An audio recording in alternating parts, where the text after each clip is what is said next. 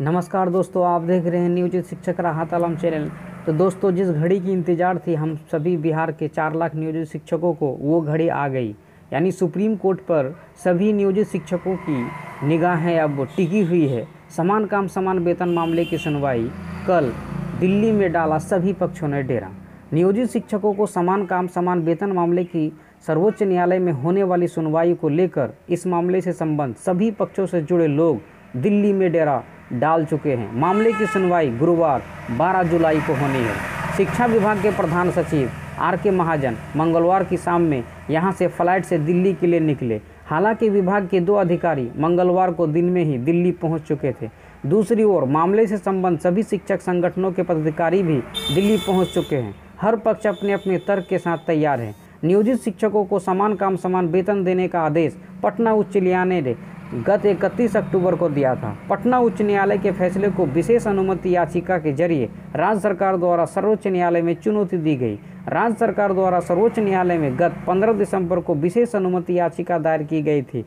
इस मामले की पहली सुनवाई सर्वोच्च न्यायालय में गत 29 जनवरी को हुई। सभी पक्षों को सुनने के बाद सर्वोच्च न्यायालय ने राज्य सरकार को निर्देश दिया कि वह मुख्य सचिव स्तर के 3 अधिकारियों की कमेटी बनाकर पूरे मामले पर रिपोर्ट सौंपे। इसके मद्देनजर राज्य सरकार द्वारा मुख्य सचिव स्तर के 3 अधिकारियों की कमेटी बनाई गई। उसमें तत्कालीन मुख्य सचिव अंजनी कुमार सिंह, जल संसाधन विकास विभाग के प्रधान सचिव अरुण सिंह एवं सामान्य प्रशासन विभाग के प्रधान सचिव आमिर सुबहानी शामिल किए गए थे। कमेटी की रिपोर्ट गत 12 मार्च को सर्वोच्च न्यायालय को सौंपी गई। कमेटी ने नियोजित शिक्षकों के लिए नया उत्क्रमित वेतनमान तय किया। इसके मुताबिक नियोजित शिक्षकों का वेतन 20% बढ़ता। इसके लिए नियोजित शिक्षकों के परीक्षा का प्रावधान कमेटी ने अपनी रिपोर्ट में किया। परीक्षा पास करने हेतु उन्हें 2 अवसर देने तथा पहली परीक्षा आगामी सितंबर माह तक लेने का लक्ष्य रिपोर्ट में रखा, लेकिन बात नहीं बनी। गत 15 मार्च को हुई सुनवाई में सर्वोच्च न्यायालय ने यह भी पूछा कि पानी पिलाने वाले चपरासी से कम वेतन शिक्षकों को कैसे दिया जा रहा है।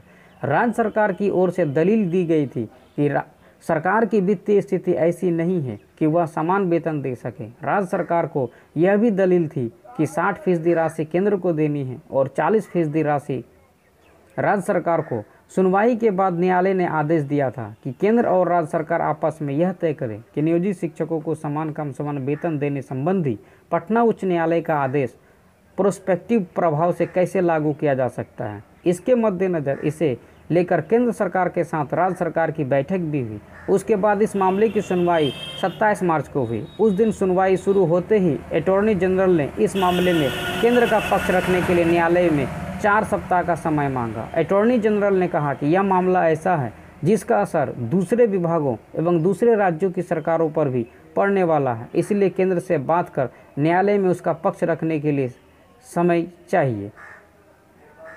सुनवाई की तिथि 12 जुलाई तय हुई।